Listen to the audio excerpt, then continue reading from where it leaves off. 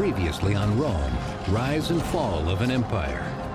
Faced with barbarians at his doorstep, usurpers on the frontiers, and rebellious subjects in Rome itself, the 3rd century Emperor Aurelian turns to the soldier's own god for help and manages to restore and unite the broken empire.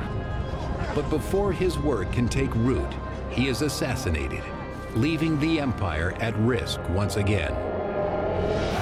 Now, in the troubled days of the late Roman Empire, many rulers vie for power. From this chaos, one man emerges, eliminating his rivals and uniting the empire under the sign of a new god. His name is Constantine, and he will stop at nothing to save a dying empire.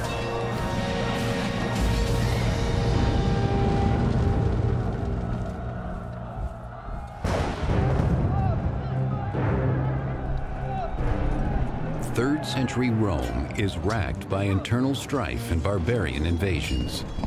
But by 295 AD, a powerful new emperor has emerged as the empire's savior.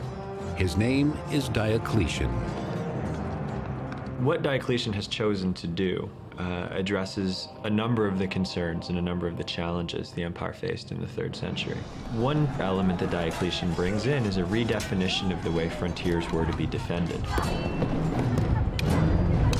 Emperor Diocletian creates a mobile imperial army, always available to send reinforcements to the vulnerable frontier. One of his most capable imperial soldiers is Constantine, only 17 years old.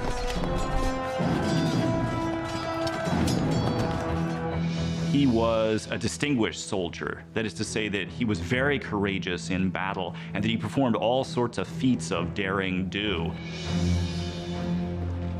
These early signs of greatness in Constantine have not escaped the notice of Emperor Diocletian. Diocletian keeps the young soldier close at hand, claiming a desire to groom Constantine for a position of power within the empire.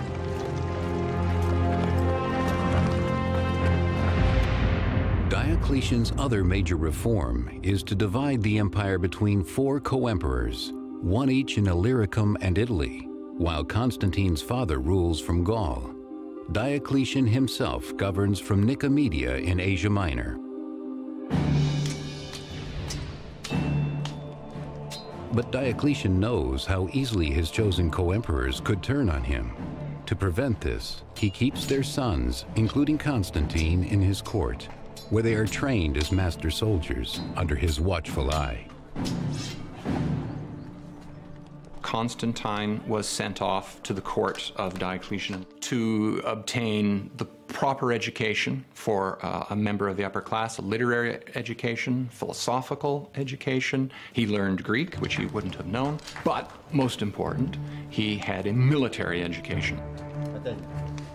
But Constantine's life in court is anything but comfortable, for as a father figure and an emperor, Diocletian rules with an iron fist. He begins to rule increasingly by issuing a whole series of extremely heavily moralizing edicts, telling people what to do, telling them how to be better citizens, and so forth.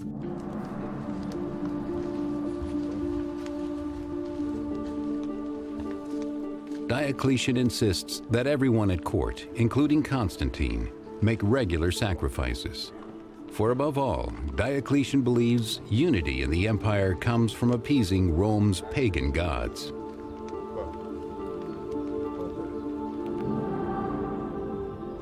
But another religion is gathering many converts, putting Diocletian's plans at risk. Its followers worship the son of a new god, Jesus Christ. The church had not only grown numerically, but it had also grown quite wealthy. It had come to control large buildings. It was, in many ways, a thriving institution within the Roman Empire. An institution that Diocletian believes is a threat to Rome. He was extremely concerned that the health of the state and the health of Rome itself was tied up with Roman religion, and Christians were a threat to that. Christians who had been tolerated for nearly 40 years were clearly a large percentage of the population in the big cities, and it's clear that there were Christians in the army and there were Christians in the imperial court.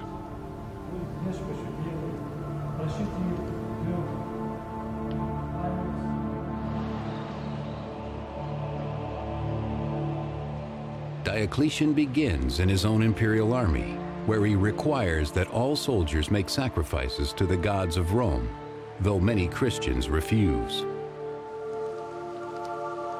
Diocletian believed that anything that interfered with the cultivation of Rome's protecting gods was a genuine threat to the state and could destroy the state from within.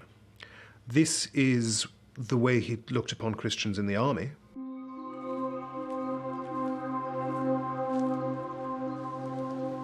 Punishment for rejecting the emperor's edict is death, a brutality that Constantine, as a soldier in Diocletian's army, is forced to witness. Constantine grows troubled by the fear and discord born of Diocletian's reforms.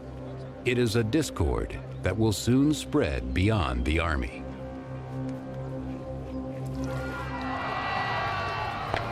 In 303 AD, Emperor Diocletian issues an edict against all Christians that becomes known as the Great Persecution.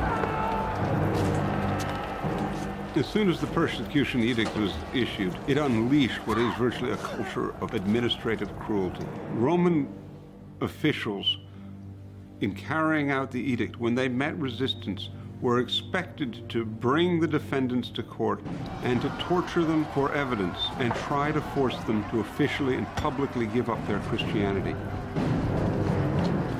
The Great Persecution marks the beginning of what the Christians call the era of martyrs. Any Christian who proclaims his faith in public is subject to death.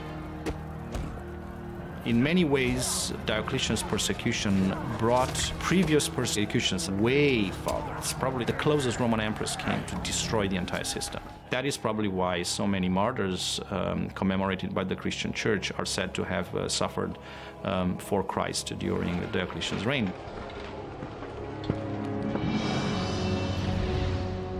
Despite his reservations about the persecutions, Constantine must stay on good terms with the man who will likely determine his future.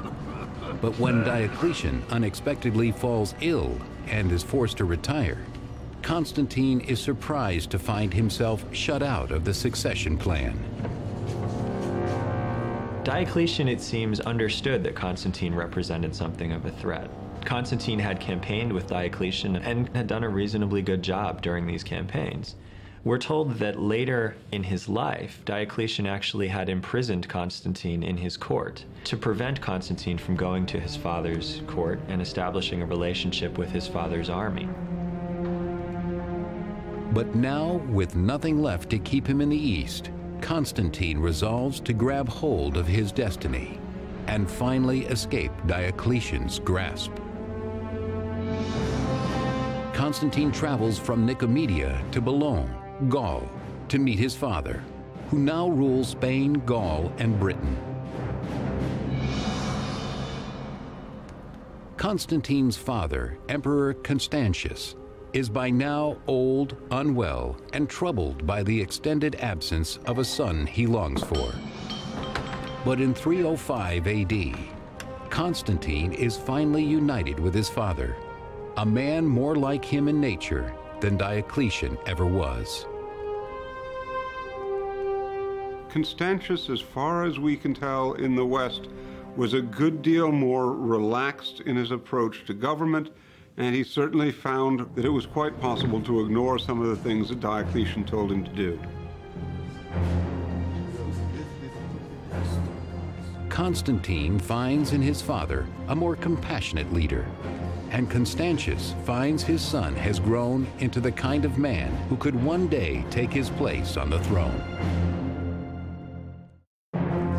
When Emperor Diocletian retires in 305 AD, Constantine is finally released from his controlling grip and free to join his aging father Constantius in the West. One of Rome's 4 co-emperors, Constantius rules over Spain, Gaul, and Britain, now threatened by barbarian Picts. In 305 AD, he and Constantine travel from Boulogne to Britain to put down the rebellion.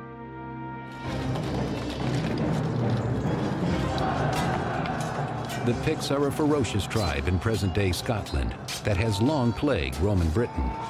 In battle, these bloodthirsty barbarians present a serious challenge for Constantine and his father. These barbarian neighbors in the 4th century are much better organized than they had been in previous generations. The Roman armies faced far more difficult campaigns in Europe than they previously had. To make matters worse, Emperor Constantius's health is in serious decline. The ailing emperor, he clearly was sick by the time he had come with his son to face the danger of the Picts, had gone on to this campaign. Is yet another indication of how serious the threat was.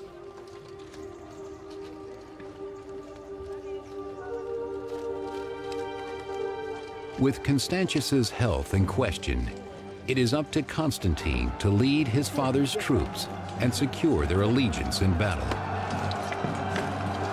When Constantine rejoined his father in the west, Constantius made sure that he began to assume a place in the higher command echelons, that he joined the army on campaign, that the soldiers came to know him, and that he would actually have a natural place within the administration of the Western Empire. This had always been Constantius's hope for him.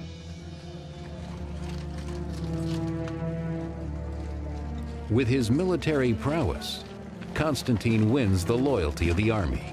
But the victory cannot save his father's life. In the end, Constantine will lose the father he has only just come to know.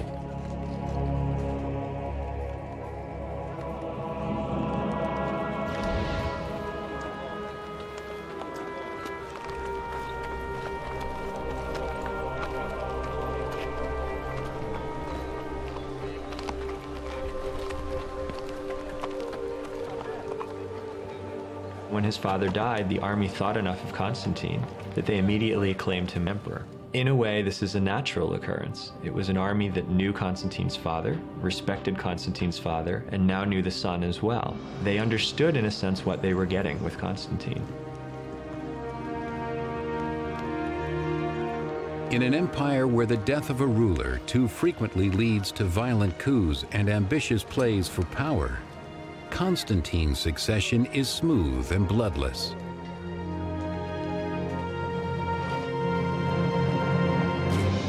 But when barbarian Franks attack Gaul in 306 AD, Constantine faces his first challenge as emperor. He heads south from Britain to meet them in battle.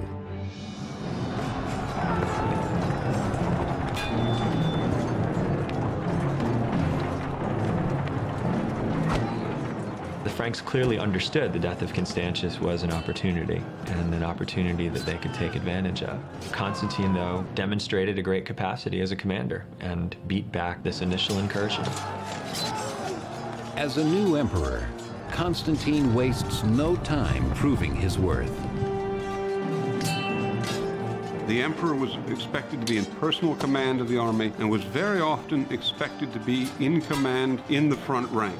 Constantine seems himself to have been a very capable frontline soldier. He's often seen to be leading cavalry charges in his battle. He's a very able tactician. He is also wise and knows that to establish his power, he must win the trust of the populace as well. The captured Frankish leaders provide the perfect opportunity to do just that.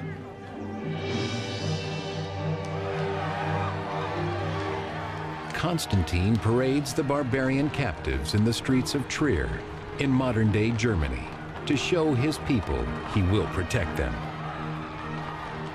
Constantine's well aware that the primary objective of any emperor at this point, if he wants to gain and hold power, is to fight with barbarians. So Constantine does this in grand fashion. Constantine undertakes campaigns against the Franks, and we have evidence that he captured a couple of Frankish kings, whom he then put on display in the arena for the delight of the Gallic masses. Ultimately, the barbarians will be thrown to the beasts, sending a clear message that Constantine will not tolerate those who threaten the Roman Empire. But in 306 AD, the empire is threatened from within when a usurper named Maxentius seizes power in Rome, declaring himself emperor and taking control of most of Italy and North Africa. The usurper Maxentius wins support by promising to cut taxes and provide free grain to the people of Rome. Like Constantine, he is the son of a former co-emperor. Constantine was proclaimed emperor by the troops in July of 306, and Maxentius, who's sitting in Rome, is thinking, well, he's emperor, I want to be emperor too. And so what happens is at the end of 306, he's proclaimed emperor. But unlike Constantine's, Maxentius's claim to the throne is not legitimate. Maxentius defeats, imprisons, and eventually murders the rightful co-emperor of Italy.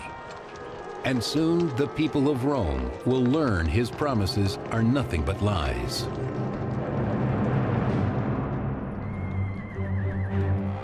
In 311 AD, the Romans revolt when the free grain and tax cuts are only offered to the wealthy.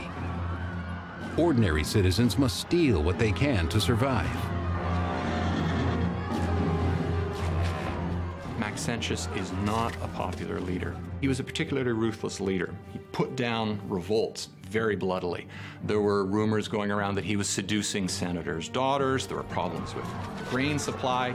He was taxing people, which they'd never been taxed before in Italy. The desperate uprising of Rome's oppressed masses offers an unexpected opportunity for Constantine.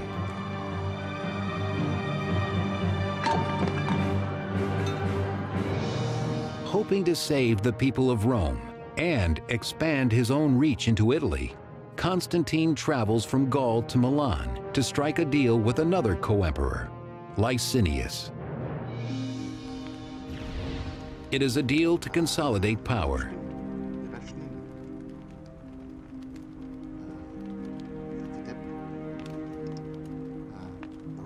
To seal their alliance, Licinius is betrothed to Constantine's sister.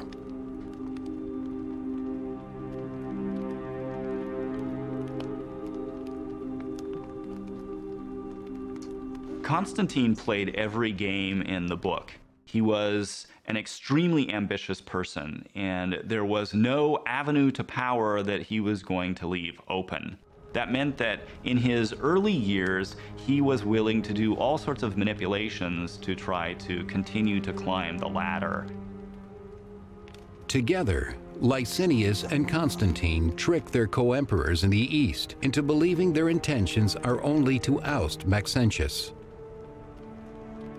Constantine looks to take advantage of the situation and starts calling Maxentius an illegitimate emperor and a usurper. Constantine and his supporters justify an invasion against Maxentius as a necessary removal of a tyrant from the city of Rome. But once Rome is secure, Constantine and Licinius will set their sights on seizing control of the entire empire. In 306 AD, when the usurper Maxentius seizes power in Rome, Constantine strikes an alliance with his equally ambitious co-emperor Licinius to destroy Maxentius and divide the empire between them. While Licinius is occupied with defending the empire's northern border from barbarian invaders, Constantine marches on Rome, laying siege to the imperial city where Maxentius hides.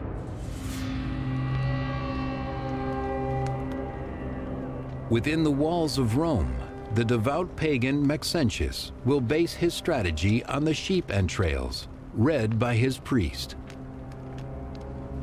When it came time to fight a battle, Maxentius was interested in having some sort of divine protection. And he followed the procedures that any good Roman emperor would have followed in order to seek that protection.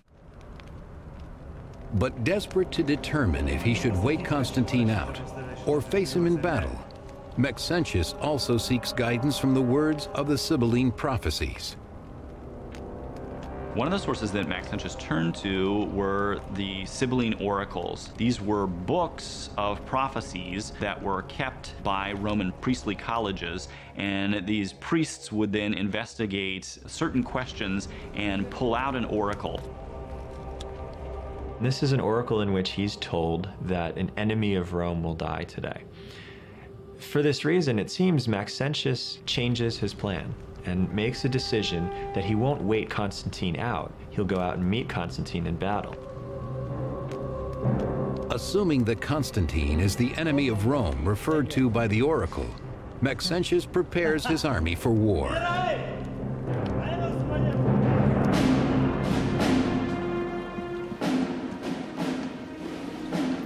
Meanwhile, just outside of Rome, Constantine prepares to meet Maxentius on the battlefield. Knowing his troops will be severely outnumbered, Constantine grows uneasy. Constantine began to get very concerned about the strength of his forces, and we're told he prayed that some god would help him and received a vision in response. And this is interpreted by Constantine as a Christian vision. The 4th century historian Eusebius of Caesarea records what is supposed to have happened, as recounted to him by Constantine himself. Around noontime, when the day was already beginning to decline, he saw before him in the sky the sign of a cross of light. He said it was above the sun, and it bore the inscription, "Conquer by this." What he claims to have seen was a symbol that looked like a cross with a sort of P form at the top of it, that is the letters Chi Rho, that would have formed the first 2 letters of Christ's name in Greek. And there are some sources that claim that he also heard a voice at the same time that said that he would conquer by this sign. Constantine orders his soldiers to place the Chi Rho on their shields and standards, transforming the Christian symbol from an object of persecution to one of honor. Constantine assumed a new god, or a god that had formerly been rejected, as his divine force, as his victory power. By taking on the Christian god, the god that had been subjected to persecution by former emperors, Constantine was therefore doing something quite revolutionary. With his conversion, Constantine turns his impending battle with the pagan Maxentius into a test of religions.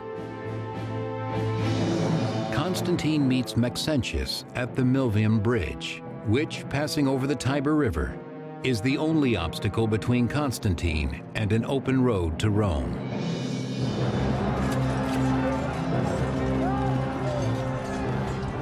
Though grossly outnumbered by Maxentius, Constantine and his army, now marked by the Christian Chi Rho, ride into battle with courage. The Battle of Milvian Bridge is a significant battle. The forces are arrayed against each other, and despite a numerical advantage, Maxentius's forces are pushed back by Constantine towards the river.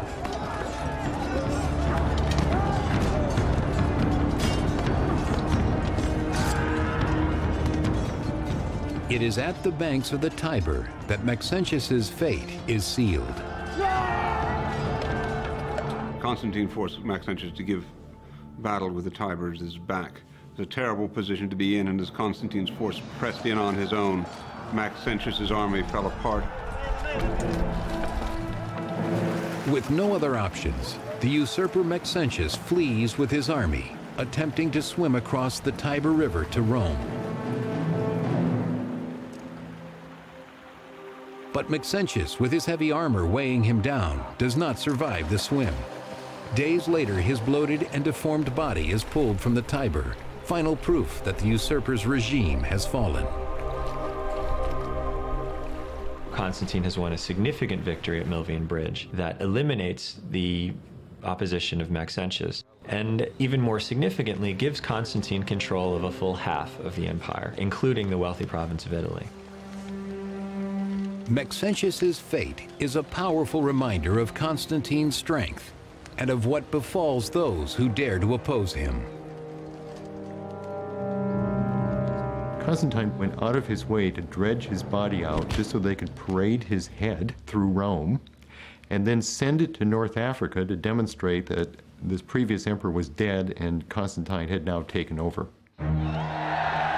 His victory over Maxentius also proves to Constantine that the Christian God is more powerful than the pagan gods of his enemy.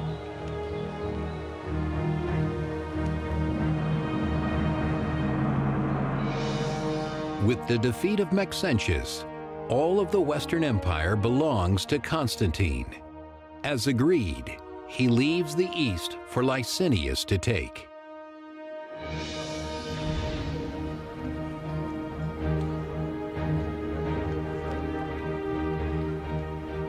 They meet in Milan, where Constantine and Licinius confirm their mutual support through marriage as planned. Constantine decides to bind himself to Licinius, or bind Licinius to his cause. He takes one of his half-sisters, Constantia, and marries her to Licinius, who recognizes that this is the natural way of making an alliance. Now, to begin with, the marriage itself actually marks the point at which the two, Constantine on one hand and Licinius on the other, agreed on the policies. One of these policies reflects Constantine's recent adoption of Christianity. The two emperors consulted on how they would carve up power between them, and one element in this decision was to extend toleration for Christianity throughout the whole empire. Licinius was not a Christian himself, although he agreed with Constantine to stop persecution throughout the empire. For now, such agreements come easily, but an alliance born of ambition is fragile, and Constantine must recognize that his sole co-emperor is also his greatest rival. After forming an alliance with Emperor Licinius, Constantine defeats the usurper Maxentius in Italy. Now convinced that the Christian God granted this victory, Constantine is determined to show his appreciation.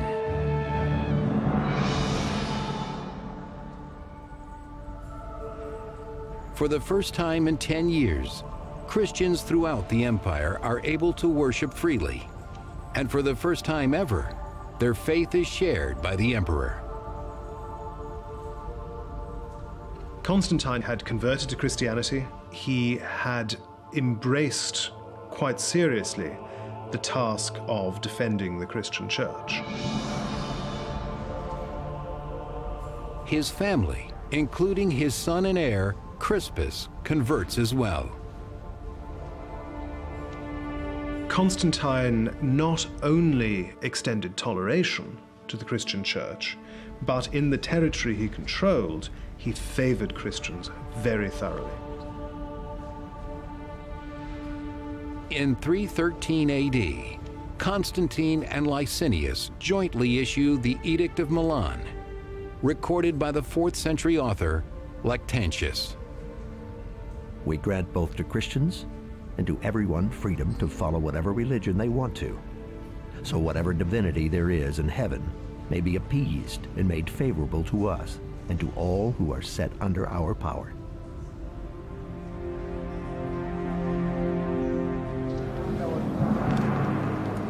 But in the years that follow, Constantine's relationship with Licinius deteriorates. As Licinius battles his way to dominance in the East, his hunger for power grows. So Licinius goes off and does his own thing, as it were, in the East, but Constantine doesn't trust him, and there are growing tensions between the two.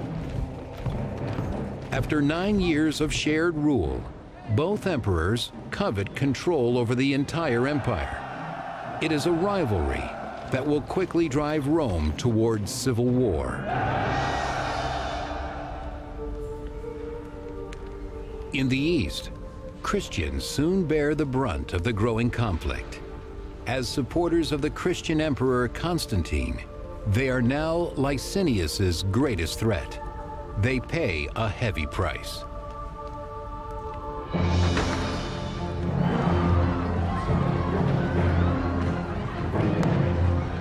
Ultimately, one of the responses was a renewal of persecution. And the reason for that, of course, was very simple. Constantine was known to be a defender of Christians, and Christian subjects of Licinius could look like a fifth column, could look like enemies in Licinius's own territories. So he chooses to persecute them.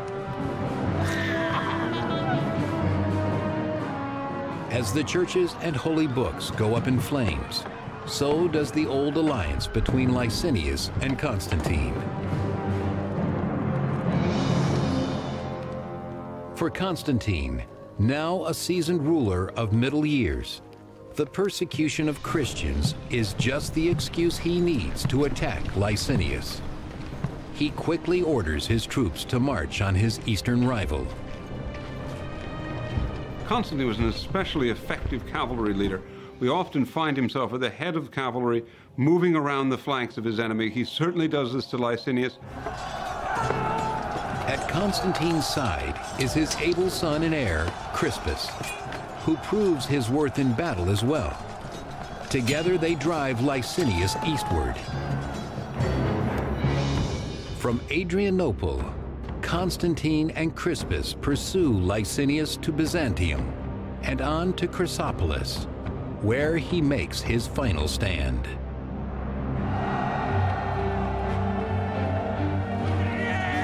There, in 324 AD, with the entire empire at stake, Constantine and Crispus face Licinius side by side. Crispus inherited his father's ability on the battlefield. Crispus was another military genius. Without Crispus's help, the success against Licinius may never have happened.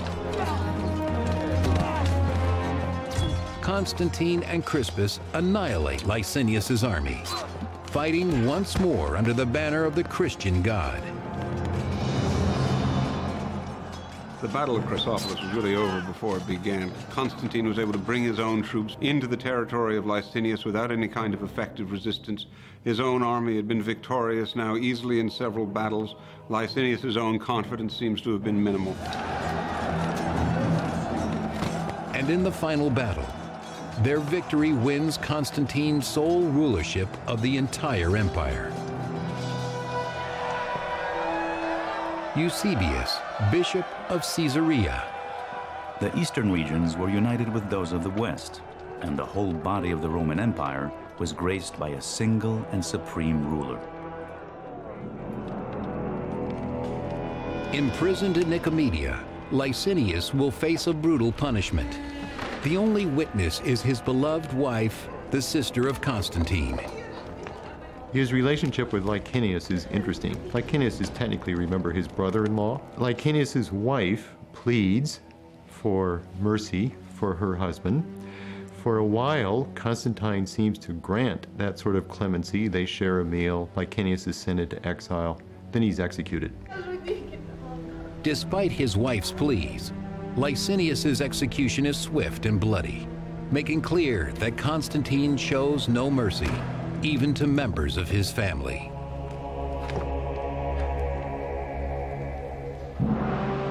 With the elimination of Licinius, Constantine now rules the entire unified empire and intends to make his loyal son Crispus a junior emperor in the West. As co-emperor, Crispus shares in his father's plans for a new Christian capital in the East, to be located at Byzantium. After Constantine conquered the entire empire, he wanted to create a brand new city in his own name. And he did, Constantinople. He chose a strategic location halfway between the most important frontiers, and he deliberately chose to create a new city that would have no association with his pagan predecessors. It was a city that had no rival traditions. It was a Christian city. But even as his greatest dreams come to fruition, trouble brews among those closest to Constantine's heart: his wife Fausta and son Crispus. Crispus was the son of Constantine's first wife. His last three sons were the sons of his second wife, Fausta. And there can't help but have been some kind of tension between the two groups, especially on Fausta's side, because she would clearly want her sons to get what's coming to them, but of course Crispus is in the way. Jealous that Crispus has been granted power in the West, Fausta is determined to secure even greater power for her sons, no matter what the cost. With his son Crispus, Constantine defeats his last rival, Licinius, and finally unites the empire under his new Christian faith. But Constantine's unity is soon threatened as riots break out over religious differences within the Christian church.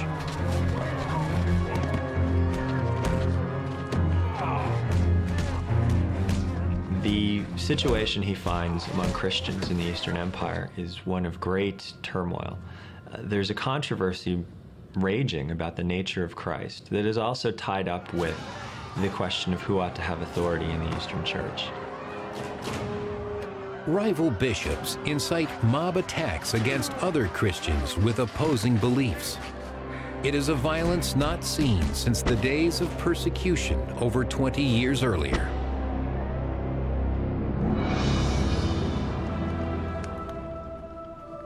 Desperate for a resolution, Constantine demands the church officials put an end to the bloody controversy. So he calls together a council of over 300 bishops and has them meet at a city called Nicaea. He charges them with arriving at a single definition of what Christians believe.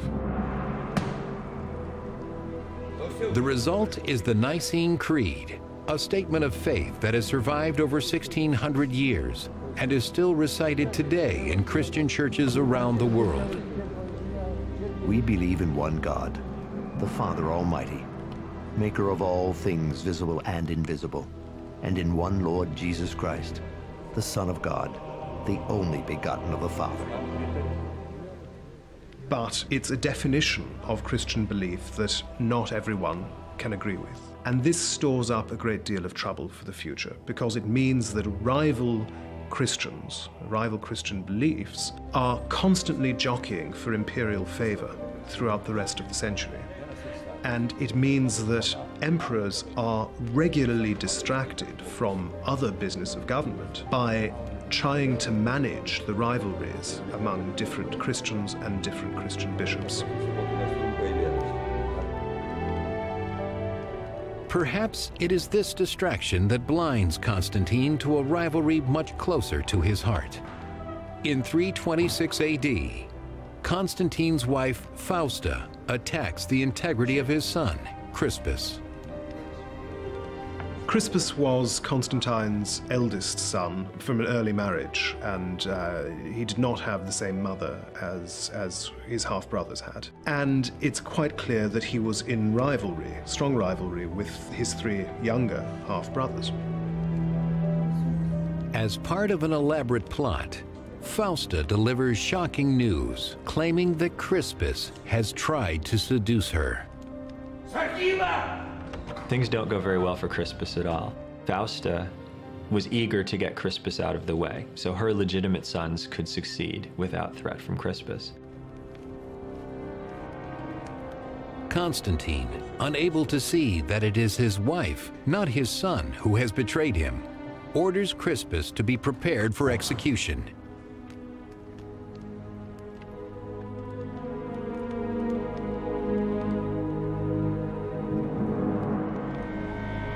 Imprisoned in distant Pola, modern-day Croatia, Crispus insists on his innocence. Though his cries fall on deaf ears, he has an advocate in Constantine's court. Constantine received advice from his own mother, Helena, that perhaps it was Fausta herself who had engineered this little plot, had pretended to be violated or to have been set upon by Crispus in order that she, Fausta, could promote the interests of her own sons. Constantine had certainly acted too hastily and was aware of that. Fausta pays for her treachery with her life. But Constantine's realization comes too late for Crispus. The prison guards have already received their orders to execute the royal son. What exactly happened, we don't know. But it was a terrible blow to the Roman Empire that Crispus was sacrificed on the altar of history. And Constantine is left only with a devastated conscience. As a sort of penance, Constantine spends the last years of his life building churches in Jerusalem, Bethlehem, Constantinople, and Rome. Among the most magnificent of these churches is one built on the site thought to be St. Peter's tomb in Rome, a place of pilgrimage for Christians to this day. It is for his churches that Constantine is better known. That in itself is an indication both of his pro-Christian policies and of the attachment to the Christian faith.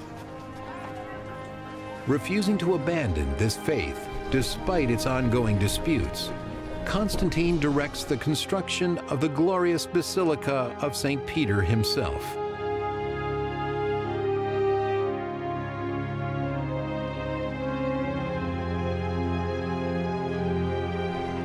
It's an extraordinary explosion of architecture in a way that did not exist before in the Roman Empire. And the variety of plans could be explained both by the variety of architects that Constantine involved in this, and most likely by his own ideas. He was involved in almost every project there, and he was a man that actually had his own ideas about what's going on. Constantine can only hope that this devotion at the end of his life will erase a multitude of sins.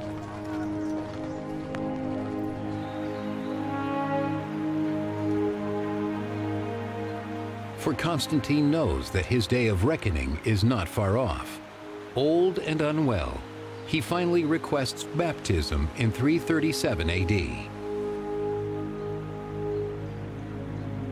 It would make sense for Constantine to delay his baptism because emperors had a dangerous and dirty job. And sometimes they had to do difficult and sinful things as a consequence of their job.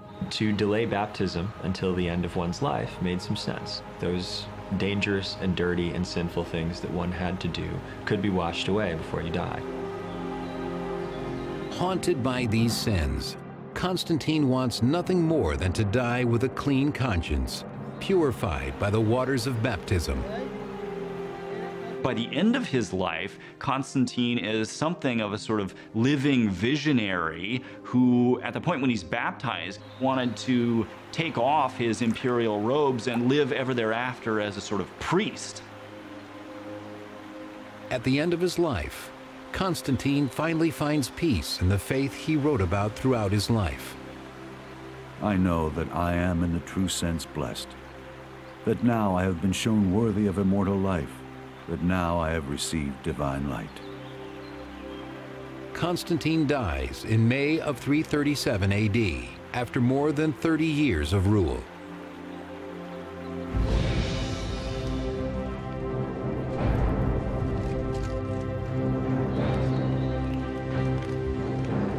Constantine was tremendously successful as an emperor, tremendously successful as a military leader. This was a man who clawed his way into power using raw ambition, and at every turn he used that same ambition in order to win the day.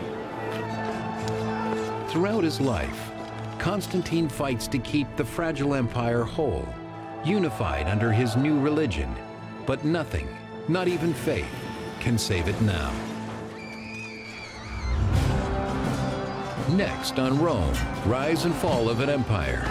In the late 4th century, the Roman Empire is forced to use barbarian mercenaries to defend its borders. But when one barbarian rises to the rank of general, ethnic hatred explodes, threatening to tear the empire apart.